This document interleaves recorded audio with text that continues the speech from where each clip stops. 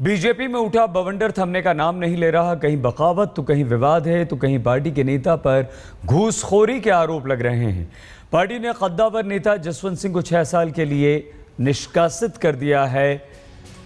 Party ने राष्ट्रीय चुनाव प्रकोष्ठ के सह संयोजक रहे गणेश मालवीय को जब सीबीआई ने पत्नी के साथ घूस लेते हुए रंगे हाथों दबोचा तो बाहर का रास्ता दिखा दिया, यानी कि पार्टी से निकाल दिया। गणेश मालवीय की पत्नी आयकर विभाग में डिप्टी कमिश्नर हैं। आरोप है कि पति पत्नी एक बिल्डर से घूस ले रहे थे और उसके बाद पार्टी ने गणेश मालवीय को पार्टी से निकाल दिया। लेकिन बीजेपी के वरिष्ठ नेता जसवंत सिंह को टिकट नहीं दिया गया। उसके बाद उन्हें निष्कासित कर दिया क्योंकि जसवंत सिंह ने निर्दलीय उम्मीदवार के तौर पर अपना नामांकन वापस कर दिया था और नामांकन वापस लेने से भी इनकार कर दिया था। पार्टी की तरफ से एक वक्तव्य जारी किया गया जिसमें राजनाथ सिंह पार्टी के अध्यक्ष ने 6 साल के लिए निष्कासित किया। बीजेपी के वरिष्ठ नेता जसवंत सिंह को बीजेपी ने पार्टी से निकाल दिया है, निष्कासित कर दिया है। जसवंत सिंह ने बाड़मेर से टिकट नहीं मिलने पर बागी तेवर अपना लिए थे। निर्दलीय उम्मीदवार के तौर पर बीजेपी उम्मीदवार के खिलाफ चुनावी मैदान में डट गए हैं जसवंत सिंह। पार्टी ने अब उन्हें 6 साल के लिए पार्टी से बाहर कर दिया है।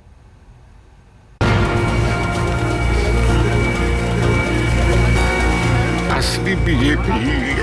जसवंत सिंह की भावनाओं का ये ज्वार 22 मार्च को राजस्थान के जयपुर में उमड़ा था, लेकिन डबडबाई आंखें और रुंधे गले के साथ वरिष्ठ नेता जसवंत सिंह को आखिरकार बीजेपी से रुखसत होना पड़ा।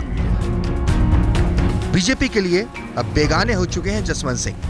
चाहत थी बाड़मेर से बीजेपी के टिकट की, लेकिन अब पार्टी ने उन्हें 6 साल के लिए बाहर का रास्ता दिखा दिया है। जसवंत सिंह को यह सजा मिली है बाड़मेर से घोषित बीजेपी प्रत्याशी कर्नल सोनाराम के खिलाफ बतौर निर्दलीय उम्मीदवार चुनाव लड़ने की। बीजेपी महामंत्री जगत प्रकाश नड्डा का ये पत्र जसवंत सिंह की बीजेपी से विदाई की तस्दीक करता है। दार्जिलिंग से लोकसभा सांसद जसवंत सिंह इस बार राजस्थान के बाड़मेर से लोकसभा का टिकट चाहते थे, लेकिन सूत्रों के मुताबिक वसुंधरा की पसंद कांग्रेस से बीजेपी में आए सोनाराम थे, लिहाजा पार्टी ने सोनाराम पर दांव खेला। जसवंत निर्दलीय उम्मीदवार के तौर पर चुनाव लड़ने की जिद पर अड़ गए।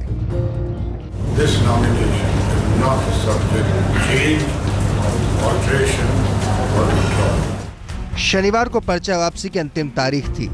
जसवंत सिंह जब अपनी मंशा से नहीं डिगे तो पार्टी ने उनसे किनारा कर लिया। जसवंत सिंह के साथ ही पार्टी ने सुभाष मेहरिया को 6 साल के लिए बीजेपी से निकाल दिया है। मेहरिया भी बीजेपी से बगावत कर घोषित बीजेपी उम्मीदवार के खिलाफ चुनाव लड़ रहे थे।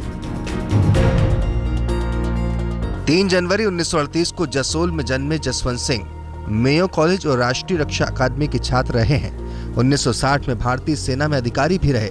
राजनीतिक सफर जनसंघ से शुरू हुआ। एनडीए सरकार बनी तो वित्त मंत्री और विदेश मंत्री जैसे अहम पदों पर रहे।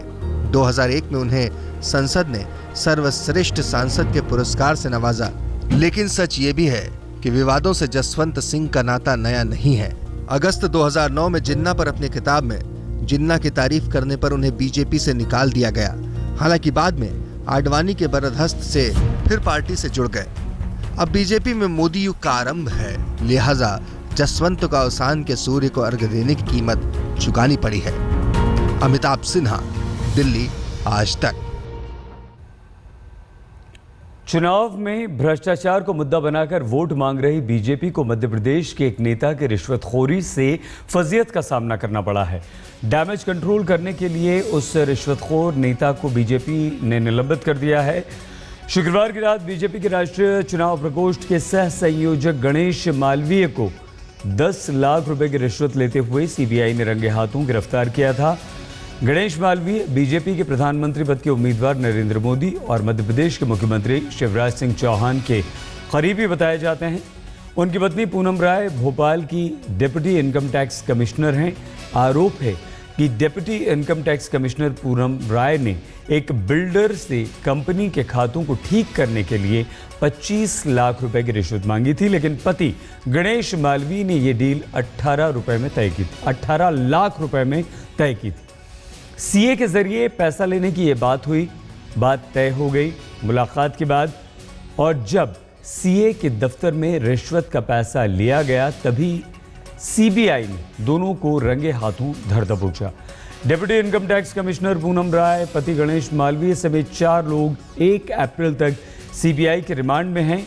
और यहां पर दिलचस्प बात यह है कि जिस बिल्डर से रिश्वत की रकम मांगी गई वो भी बीजेपी से सांस्कृतिक प्रकोष्ठ का संयोजक है, जिसने सीबीआई से संपर्क कर इस पूरी रिश्वतखोरी का भंडाफोड़ किया है।